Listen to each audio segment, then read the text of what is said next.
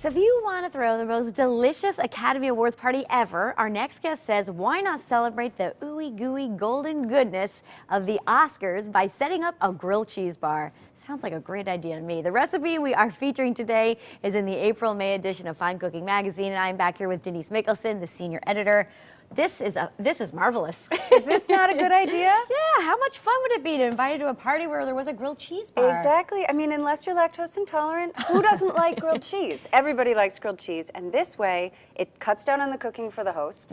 Everybody can do their own, set up a big griddle or a few skillets. Sure. People can put together their own sandwiches, cook them off fresh through the night. No one will be like hungry. it. Everyone will be so happy. And there's sweet ones, you said? There's all different flavors. So we have a bunch of really cool tips on how to elevate. This is the Oscars. We have to dress up our grilled cheese. You make 'em can't just fancy. do American cheese and, white bread here. So one of the tips we learned is to add something a little sweet. Okay. Like, you know how pork chops are really good with applesauce? It's that kind of idea. So let's switch. swap. Yes, yes. So the first thing we're going to do is we're going to put a little peach preserve onto a nice slice of, this is whole wheat bread, but that's the other thing. Buy a bunch of different breads. Get some sourdough. We have olive bread over here, multigrain, anything you like. So you start with a little peach preserve. Then we're going to put on some Brie. Ooh, I'm a fan of We're Brie. getting very fancy, fancy cheeses for the Oscars. So we put in a few pieces of Brie and keep some space in between them because Brie's such a good melter. It's going to melt and fill the surface area.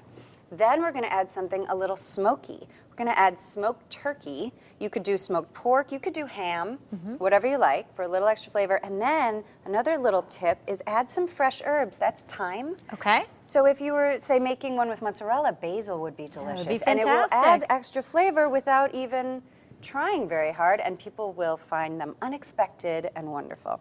Then we add a little more cheese because, you need 360-degree cheese on a Meltiness. grilled cheese.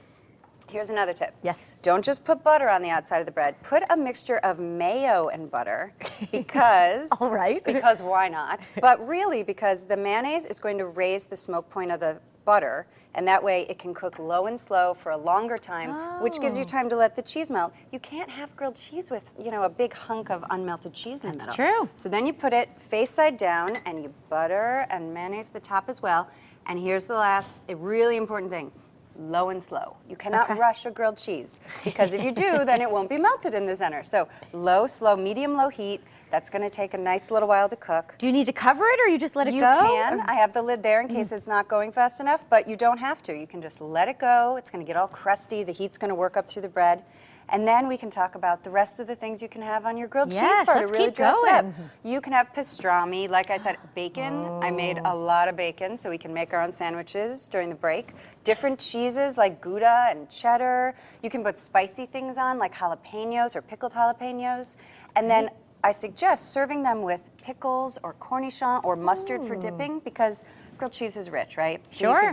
you could get palate fatigue, like, oh, I can't eat anymore. If you eat a bite of a pickle or some mustard, something with acid, it will refresh you and you'll be ready for make even some more. room. Now you were saying there's kind of a secret to stuffing the sandwiches also, right? So let's say you wanted to add tomato or guacamole, which is on the cover of our April-May issue, a guacamole bacon grilled cheese. Oh, so good. You don't want to cook the guacamole because it would kind of melt out and get weird. So make the sandwich and then pry it open, put the guacamole in and close it again, and you're going to have this cool, hot temperature contrast. It's delicious. And then don't forget dessert. What if you did ricotta and a little grated dark chocolate, some slices it'll of melt strawberry, nicely, sure. or even Nutella. It's not cheese, but I'm not going to tell anybody. That would be delicious. So you can have That's a sweet grilled great cheese, idea. savory. Everyone will love it. Fantastic. What else is in this edition of Fine Cooking? It's good. It's really good. It's April-May, so we've got a guide to holiday hams. We've got matzo ball soup, like your grandmother used to make. We've got 10 recipes for baby spinach that take 10 minutes each to make. That's great and healthy. Yeah, really Very good. Well, we'll to pick offset up this. to the mayo cheese butter. Exactly. The mayo butter Well, and mix. here, this is when I made a head. So you've got this nice crust and melty Yeah, and it doesn't cheese. burn. I like no, that. Not That's at a all. fantastic secret. Nice golden crust. I'll make some. All right, good. Well, we'll dig in at the end of the show. Pretty nice. Thanks so much for being You're here, welcome. Denise.